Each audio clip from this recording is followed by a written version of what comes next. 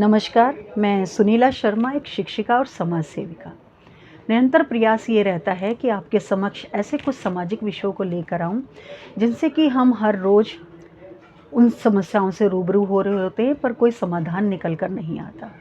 आज मैं ऐसे एक विषय के साथ आपके समक्ष उपस्थित हुई हूँ और वो है शादी विवाह में होने वाले प्रयुक्त होने वाले कार्ड।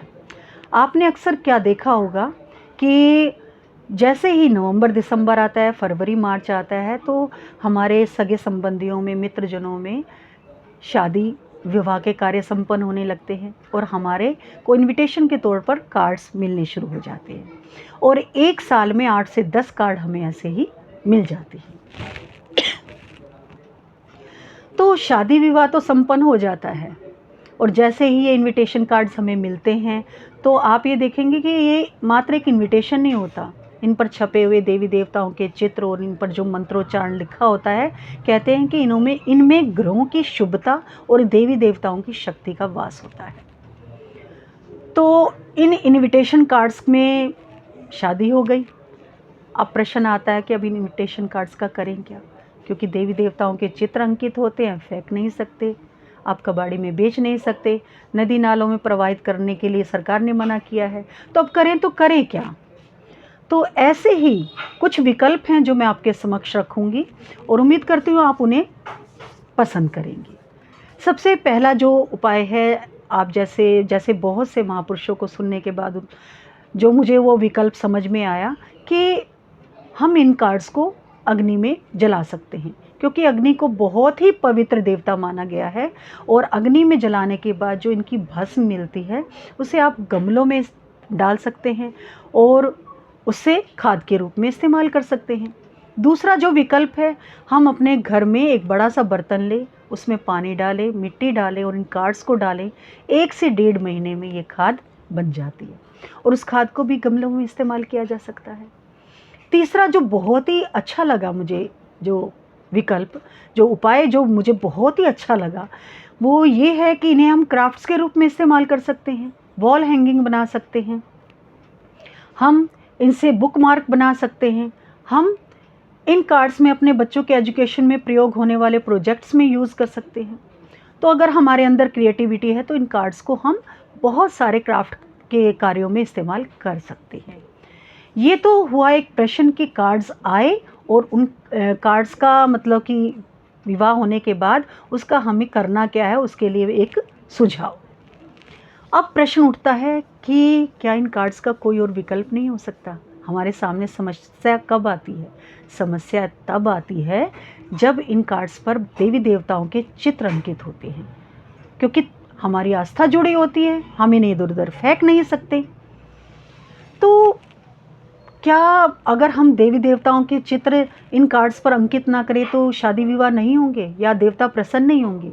मेरा मानना है, अगर हम देवताओं को हृदय में रखकर उनके श्री चरणों में अगर अपने हाथ से लिखकर भी कोई कार्ड समर्पित कर दें तो वो उसे स्वीकार करेंगे।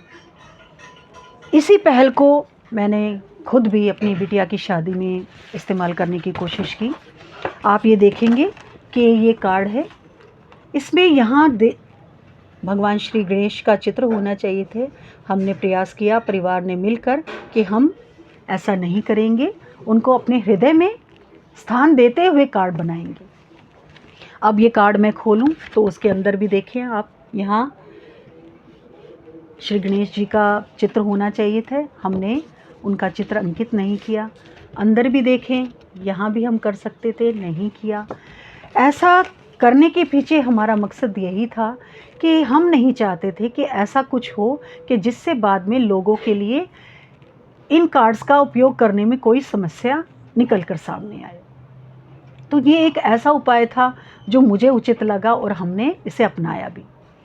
तो इसके अलावा अगर मैं कहूँ कि क्या और कोई विकल्प नहीं हो सकते, क्योंकि ये तो मेरा मानना है कि कार्ड्स पर चित्र ना हो तब भी विवाह होंगे, तब भी भगवान प्रसन्न होते हैं। पर कुछ ऐसे व्यक्ति होते हैं जिनका ये मानना होता है कि नहीं, कार्ड पर देवी देवताओं के चित्र तो अंकित होने ही चाहिए।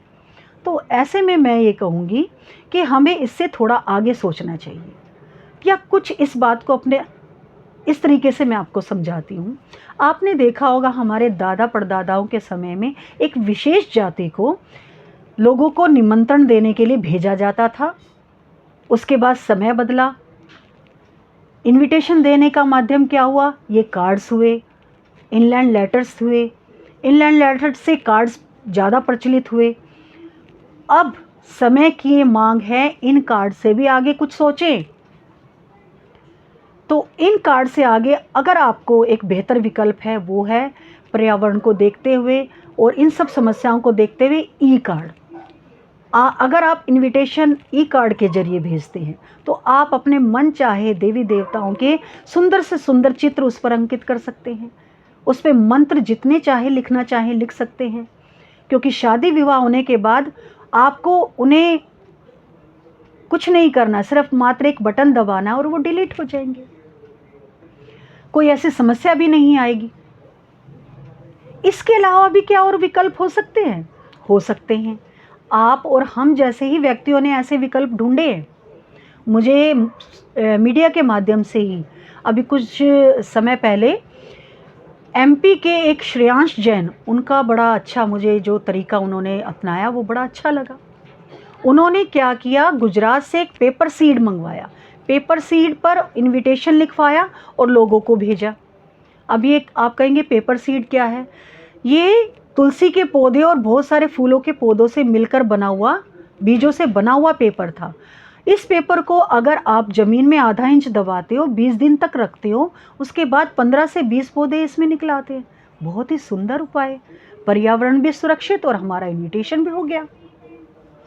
ऐसा ही एक और उपाय पुणे के एक व्यापारी ने किया। उन्होंने इनविटेशन को रुमाल पर छपवाया और ये एक ऐसा रुमाल था जिसे 2 या 3 बार वॉश करने से उस पर छपा हुआ मैटर बिल्कुल साफ हो जाए और उसके बाद उसे रुमाल की तरह आप इस्तेमाल करें। आपका इनविटेशन भी हो गया और जिस पर इनविटेशन आपने लिख कर दिया उसका सदुपयोग भी हो गया। तो ये ऐसे उपाय हैं जो हमने और आप जैसे लोगों ने ही ढूंढे हैं। सिर्फ हमें सोचने की आवश्यकता है और जैसे ही वो उपाय हमें समझ में आते हैं उस पर चलने की आवश्यकता है। उम्मीद करती हूँ कि आपको आज की ये वीडियो पसंद आई होगी। अगर आपको ये वीडियो पसंद आई तो प्लीज़ इसे शेयर करें, लाइक करें और मेरे इस चैनल को सब्सक्राइब करें। धन्यवाद।